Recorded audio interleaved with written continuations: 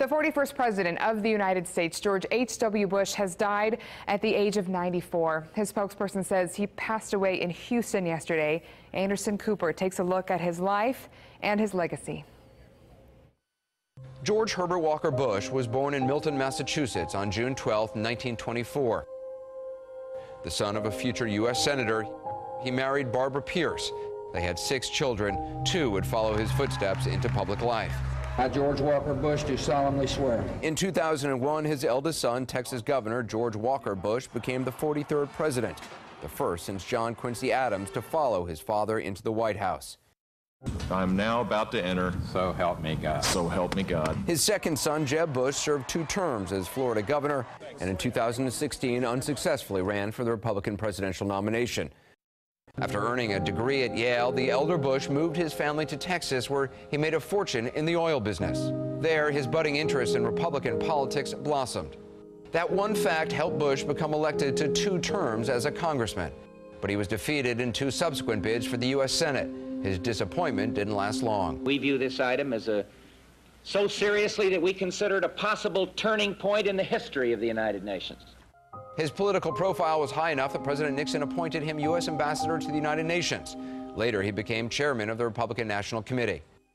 President Ford sent him to China to head up the U.S. liaison office as part of a new initiative in U.S.-Chinese relations. And in 1975, Bush came home to become director of the CIA, a job associates said he truly loved. He left that job when Democrat Jimmy Carter became president and soon became a player in national Republican politics. Bush ran against Ronald Reagan in the 1980 GOP primaries, winning some, but eventually withdrawing when it became clear he wouldn't be the nominee. But Reagan believed the Texas oilman could help him win over the party's moderates and named him as his running mate. As vice president, Bush spent a lot of time on the road. He was Reagan's heir apparent in 1988. I want a kinder and gentler nation, like 1,000 points of light in a broad and peaceful sky. He also made a campaign promise that would come back to haunt him. Read my lips. No new taxes. His selection of a running mate surprised many. My choice for the vice presidency is Senator Dan Quayle of Indiana. But voters supported the ticket. So help me God. As the nation's 41st president, Bush's focus returned to international affairs. He presided over the collapse of communism in the former Soviet Union and the end of the Cold War. He ordered U.S. troops into Latin America to capture Panamanian dictator Manuel Noriega. The responsibility for sending someone's son and today daughter into harm's way rests on the shoulders of the president. So it is the most difficult decision. He would order U.S. troops into combat again, allied with dozens of other countries to free Kuwait from Iraqi dictator Saddam Hussein's aggression. The first Gulf War didn't last long. In less than 6 weeks, the Iraqis were booted from Kuwait, but Saddam Hussein remained in power and held a grudge. Years later, a car bombing plot hatched in Iraq targeted Mr. Bush during a visit to Kuwait. If you got to have security, if I have to have it, with the Secret Service, I've got the best there is, and we will continue to be careful. The United States retaliated with a missile attack against Iraq's intelligence headquarters. The man behind the plot would not be captured for another decade. And the second President Bush ordered a U.S. invasion of Iraq. Ladies and gentlemen, we got him. At home, President Bush was hammered by critics for compromising with Congress on tax increases and breaking his no new taxes promises. Well, it was a mistake to go along with the Democratic tax increase.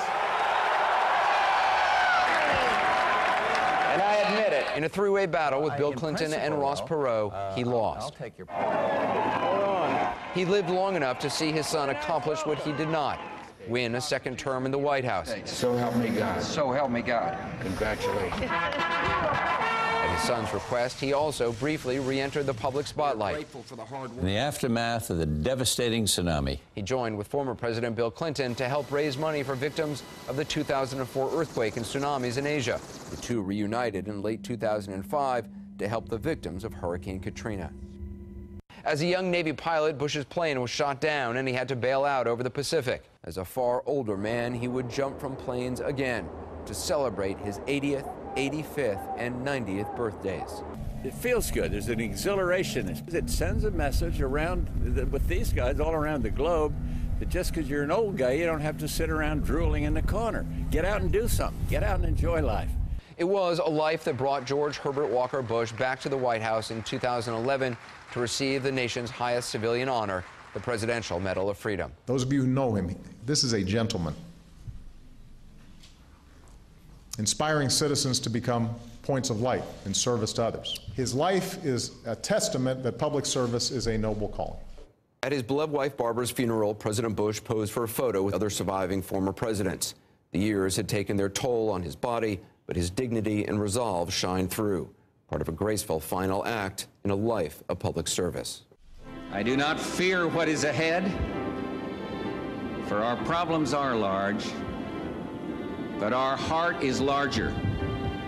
Our challenges are great, but our will is greater. Bush leaves behind 5 children and 17 grandchildren. Former Governor of Indiana, Mitch Daniels, tweeted his condolences, thanking former President Bush for his life of service, courage, and patriotism.